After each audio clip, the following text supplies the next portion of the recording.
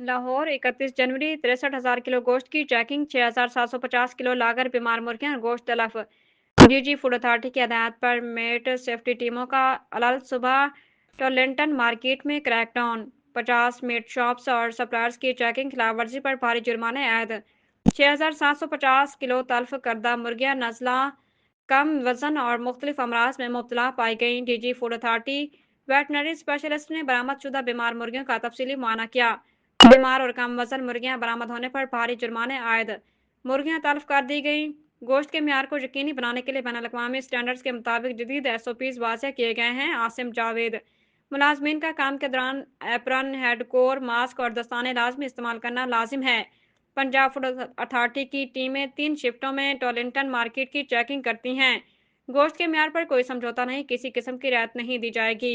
Suppliers SOPs के मुताबिक तंदुरुस्त चिकन सप्लाई करें, खिलाफ वर्जी पर सख्त एक्शन लिया जाएगा। वजीर आला पंजाब के हुक्म पर सेहत दुश्मन अनासर के खात्मे के लिए दिन रात कार्रवाइयां जारी हैं। DG food authority.